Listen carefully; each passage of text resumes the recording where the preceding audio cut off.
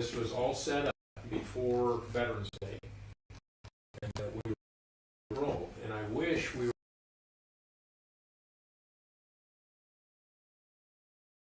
service or commemoration we would have had. About 500 people would have been in our arena.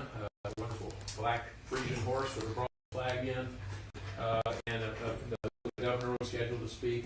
And so all of that on Sunday morning, we had to quickly shift gears, and we were in extremis.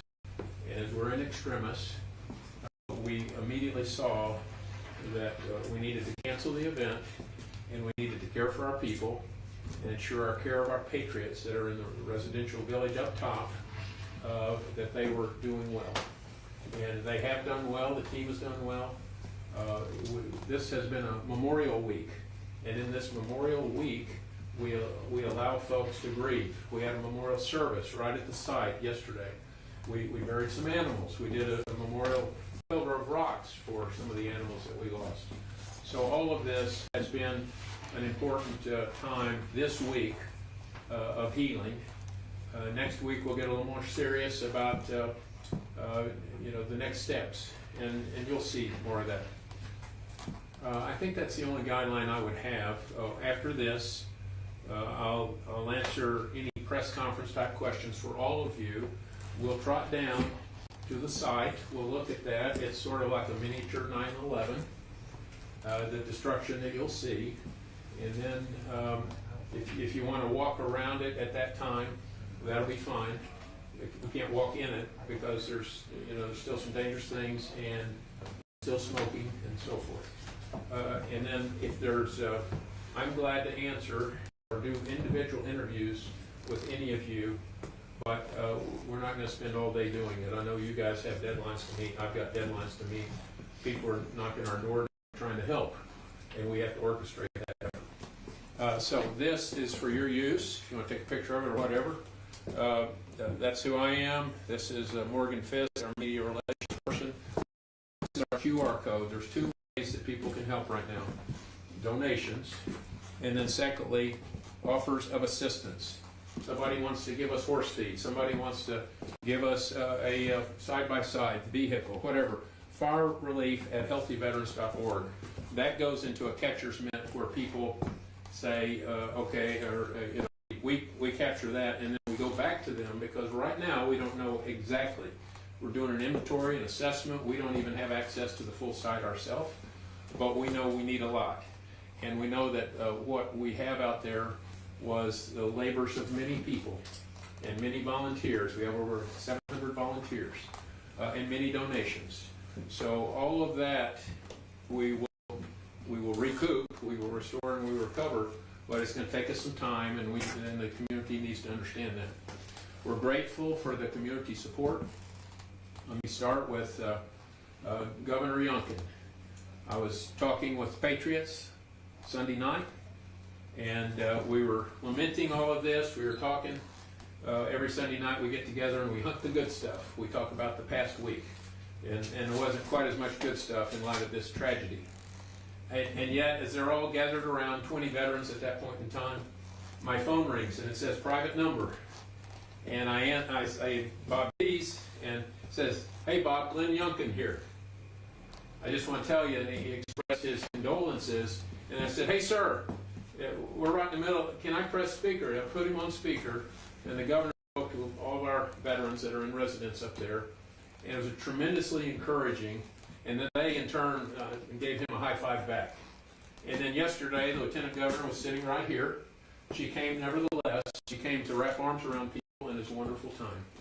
So with that, we've got great state of Virginia support. We're working community support. Campbell County, we just can't say enough about the support of these folks. Now, I want to show you a quick video that shows sort of the hard work we do with our veterans, and then we'll go through one more slide, and then I'll show you an in video. It's our year in review. You will see this for the first time ever in external sources. This was prepared to show at the Lieutenant Governor's event. And so this will be first time, and then frankly, we're glad to share some of that collateral with you. And if you have collateral from your things of today, we're glad for you to share those with us, because you can appreciate our viewing audience is going from this to this to this almost on an hourly basis. So, any questions on this whole process? Great, good to have you. Let me drive on. This is National Center for Healthy Veterans. I won't give you a preamble. There's all sorts of stories behind the story, but just here's a 90-second video. Here we go. This is a place where you can physically come, take a knee, you and your family, get the help that you need. Coming out to a ranch, something like this, you see nature, you can see God, animals, horses, just the power of all that, just to really reconnect to humanity, reconnect to God's creation. This is going to be, in my opinion, the most effective, because I know after 15 years of doing different therapeutics and things like this, this has put all those same pieces together in one thing. Today, as I prepare to graduate, I do so with the sense of pride and accomplishment that goes beyond academic achievement. I'm sober. I'm healing. This is my second go around here. I didn't finish it the first time, and well, that led me to hanging on a tree branch. And I'm going through it again. And I've had a lot of demons in my life, but they showed me God. They showed me what I'm capable of and helped me find my identity. No home, no job, no direction in my life. God opened the door for me to go through this program because He knew where I needed to be at this time. And through prayer and classes, I've learned to get out of my own way and out of my own head. And His words have always become a daily reminder to me to simply trust in God's plan. Our intellectual property is how do we rewire the brain, sorry about that, reshape the heart, and restore the soul. We've got houses. Village 1 was 19 houses, totally occupied, waiting list. We're building Village 2, 25 homes, new community center, more than double our capacity. It's underway now. You'll see pictures of it. I can't take you up there today, but you'll see plenty of pictures. We're glad to give you collateral. And so we're moving on. All of those are enablers. We've got 30 horses. We've got a herd of cattle. We've got 300 egg-laying chickens, give us 80 dozen eggs a week. It's a lot of eggs, and the ladies have stepped up even this week. We have more than that. We don't sell them, we give them to food banks. Rewire the brain, reshape the heart, that's our real work. How do we do that veteran life? They live in community to defeat isolation, which is one of the primary causes of veteran suicide. They go through faith-based trauma recovery and life skills programs. You see what these things take. And then they go through recovery, and that's counseling, that's case management, that's chaplains, that's coaches. That's a whole infrastructure that's our veteran engagement engine. I won't dive deeper. I'm glad to answer questions later if so be. Don't worry about the rigor there. I'm going to show you this. This was the barn before. Okay, 14,000 square foot indoor riding arena. Stable, 18 horse stalls. Our admin office is in there. All of our information technology, all of our computers, all of our printers. We had a grow room over here that was, the grow room was a experiment for a proprietary type of growing for microgreens on these CEA, Controlled Environment Agriculture. So when the barn went down totally, there were a lot of functions, a lot of capabilities, a lot more than horses and things. Gratefully, we didn't lose any horses. Now, let me show this, and this is the year in review.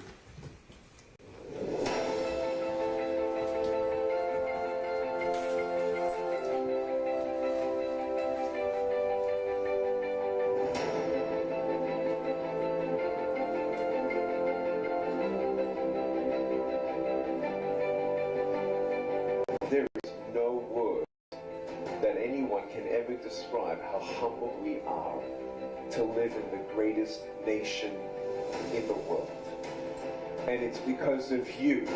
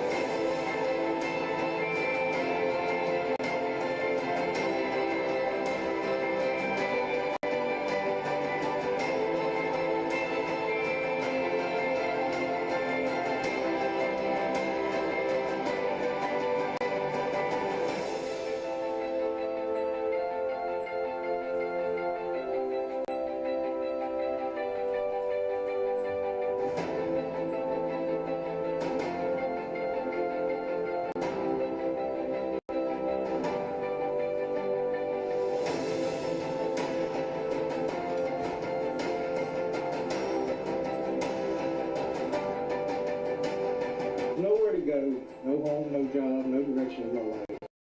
God opened the door for me to go through this program. He was in prison for 20 years.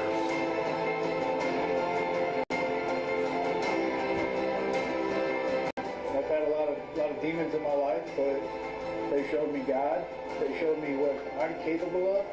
They helped me find my identity.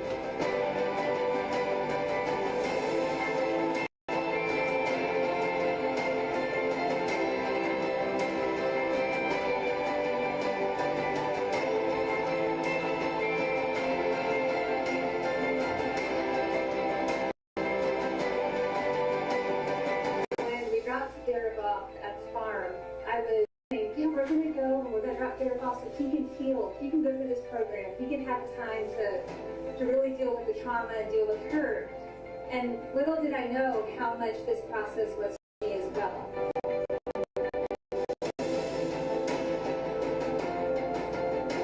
Our mantra is returning healthy veterans to America. We want them to go be part of America because America needs our veterans now more than ever before.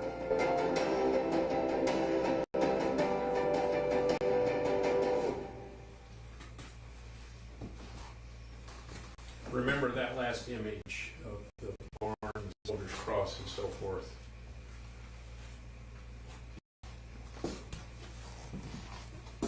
Do you remember 9/11? When those steel girders that were formed in the shape of a cross? Our soldier's cross survived the destruction. And that is the iconic view of what we've been through. To remain standing, you're familiar with the soldier's cross. It's a typical helmet, rifle, dog tags, boots. And I personally, as a commander, placed hundreds of coins at the base of that in honor of fallen warriors. So at this point in time, everything fell around it, but it's still standing as a testimony to our veterans, our military, and the honor and the service that they provide. So with that, I'm going to declare victory on the briefing. Is there any collective questions anybody wants to ask? And then we'll trot over to the actual site. And you can take pictures and whatever. So any questions? No need for them, but I just want to give you that courtesy. How many animals died? 2 animals. And are we allowed to know which? Well, they were frankly, they were 2 therapy donkeys. And as I talk to our veterans, as I talk to our staff, these donkeys were given to us to provide therapy to us. They had been together. They were both from different places, but they had been together for 30 years almost. And the mama of these donkeys has just crushed, and she said, I'm glad they went together. And these donkeys were tremendously therapeutic for all of us. And so the single point of this pain initially was for our veterans who helped take care of these donkeys every day. They do the horses and all that. As you know, these donkeys have a unique personality. And they loved them, and they groomed them, and they helped them, and they walked them. And now they're in the rubble. And I won't go on because for combat veterans and people that have been on other battlefields, that's a tough scene over there. Anybody else? Did the fire start? Well, it's an investigation. We don't know. There's a wide window. We have various cameras and things. They're piecing it together. Investigation underway. Which fire departments responded? Was it Campbell County? Campbell County and Alta Vista. Gladys, Eddington. And Gladys, thank you. And yeah, frankly, there were dozens of vehicles out. They've all been very helpful. About what time was the fire eventually put out for the most part? The arrival time was about 7:30 when somebody arrived down here and the barn was totally engulfed. And That's when it was first discovered. And then it continued to flame for a period of time. Yesterday it smoldered. You'll see out there it's still smoldering. The flames were by probably 9:30. Yeah. In, Fire trucks all around. in the morning. Yes. Were there any surveillance cameras on the premises that might have shown like, anything? Yes. Yes. Part of the investigation.